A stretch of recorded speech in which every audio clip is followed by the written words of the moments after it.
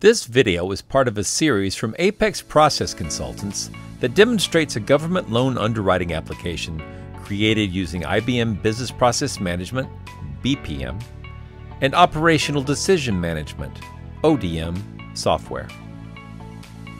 IBM BPM Process Center is where process applications are created, edited, and deployed. When we log into Process Center, we can see projects and use the Open in Designer link to edit them, if we have sufficient permission. Let's filter on favorites to reduce the list of process apps. You can also see other tabs here, including Toolkits, which is where we manage shared libraries for our process apps, and the Servers tab, where we manage the systems that comprise our runtime environment. We're going to open our mortgage underwriting process application in the BPM 8.6 web-based Process Designer. On the left side of our Process Designer, we have menu items for looking at all the artifacts which make up a process application. We see processes, which are our process definitions. We have user interface artifacts. There are services that support our application's functions. There are teams, which control user access to elements of our application. We're going to look at the processes that we've defined so far. And the great thing about IBM BPM is that the model is the application. This process design will be familiar if you viewed earlier videos in this series. As you can see, the process is split into lanes, and within those lanes we have tasks such as enter and review application data. The task has assignment information. In this case, it's assigned to users in the lane external users, and is assigned to the last user in that lane. We could use load balancing features to share the work out using different rules. And we can also use a team filter service to limit who can see this task. There's also a system lane for tasks and activities which can be performed without human intervention. The pre-qualified loan task relies on our ODM integration. We can drill down into it to see the layout. First, we check to see if we have a pre-qualification ID yet. If not, the system generates one. Then we run through the ODM rules. We can drill down further into this task to see how it works. As you can see, we perform a few steps to prepare the data for a REST call, and then prepare the results to feed back to the calling process. We pass the loan application into the pre-qual service, and then get out the loan application data along with the pre-qual ID and status. The submit application is very similar. There is an ODM check. The loan application goes in, eligibility and any error messages come out.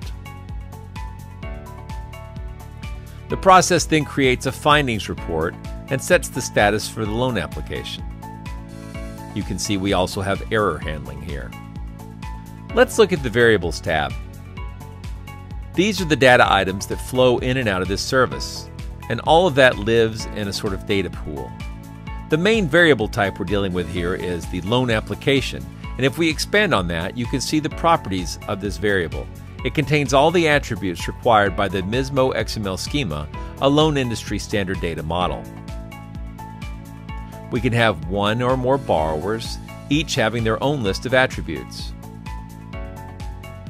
We have the loan purpose, mortgage terms, and information about the property. In BPM, we can also insert tracking points into the process. By default, BPM keeps metrics on tasks, completion time of steps, and to some extent on decisions made. But we can add points where we want to capture additional tracking data. Here, when we run a pre-qualification, we'll be capturing some additional information that we can use for reporting purposes. Out of the box, IBM BPM tracks start time and end time for tasks, but we can get more reporting information by adding our own tracking points during the process. We've added 3 to this process, one for pre-qual, and one for application submitted, and one for application deferred. In our design, we also have an automatic exception case here at the approved deferred decision gate. If the status comes back as deferred, we go down the deferred path. Otherwise, we go down the yes or no path. For manual exception handling within our deferred decision process, we have our fraud review activity, which is not wired into the flow. We can run this even though it does not have an inbound flow, and it can be manually started by the user. We can specify whether it's required or optional and whether it is repeatable. With these settings, we can determine if it is an automatic or manual, required or optional, repeatable, and we can set it to be hidden from users if it's a system type activity that runs in the background. The way we configured this fraud review in our demo, we can trigger it manually. Let's look at that process flow. In this example, we already talked a bit about notifications within the application, but we can trigger emails to be sent by certain events in the process. In this case, if this situation calls for a manager review, then we'll automatically send an email to that manager. Apex Process Consultants, don't try to catch up with your competition.